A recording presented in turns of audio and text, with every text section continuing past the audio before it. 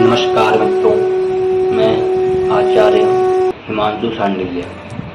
आज हम बात करते हैं निर्जला एकादशी के बारे में, जो कि साल में एक बार आती है। कहते हैं इस एकादशी का व्रत करने से 24 एकादशियों का फल प्राप्त होता है और ये एकादशी ज्येष्ठ मास के शुक्ल पक्ष की एकादशी को मनाई जाती है। इसको भीमसेन एकादशी भी कहा जाता है या पांडव एकादशी के रूप में भी माना जाता है। के अनुसार अगर बात करें तो इस तिथि का प्रारंभ 10 जून प्रातः 7:25 से प्रारंभ होकर के 11 जून 5:45 पर समापन हो जाएगी। बात करते हैं इस एकादशी में व्रत की विधि के बारे में। तो इस दिन न तो अन्न ग्रहण करते हैं, न ही जल का पान करते हैं। एकादशी का व्रत दशमी को सूर्यास्त के बाद प्रारंभ हो जाता है और द्वादशी के सूर्य उदय होने के बाद समापन माना जाता है। और पौराणिक कथा के अनुसार अगर बात करें, एकादशी तिथि भगवान विष्णु को समर्पित होती है और इस दिन तुलसी पूजन करने से श्री हरि बेहद प्रसन्न होते हैं। शाम के वक्त तुलसी के पेड़ के नीचे घी का दीपक जला करके विष्णु सहस्त्र नाम का पाठ करें। ऐसा करने से आपके घर में कभी भी धन धान्य की कमी नहीं होती है और कर्ज से मुक्ति मिलती है, व्यापार में वृद्धि होती है, नौकरी में तरक्की मिलती है। शास्त्रों में बताया जाता है कि इस दिन सुयोग्य ब्राह्मण को जूते दान देना बेहद शुभ माना जाता है।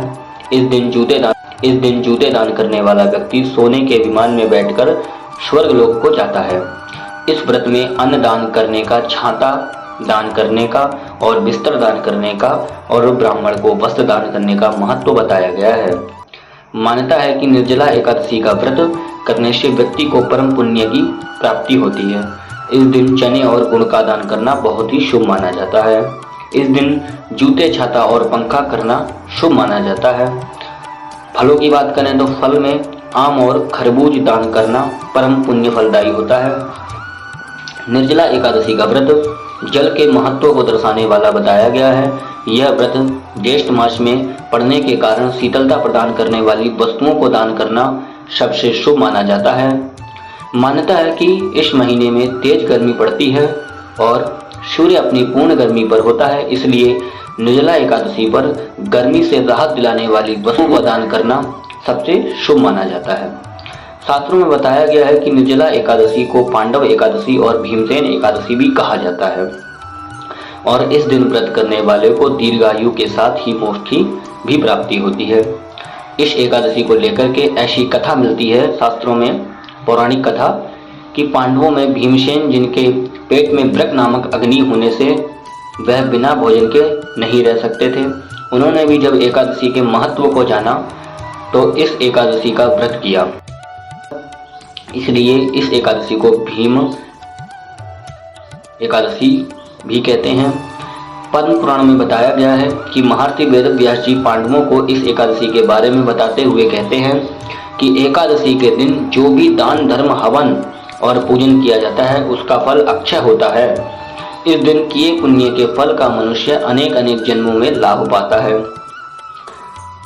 हिंदू पंचांग के अनुसार अगर बात करते हैं, हिंदू पंचांग के अनुसार अगर बात करें तो साल में 24 एकादशी होती हैं और सभी का विशेष धार्मिक महत्व होता है।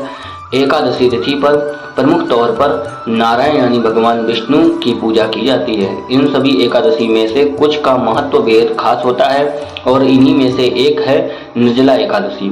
मान्यता है कि निर्जला एकादशी पर व्रत करने वाला व्रती को साल की बाकी 23 एकादशियों का व्रत करने के बराबर पुण्य की प्राप्ति होती है। नमस्कार मित्रों, धन्यवाद।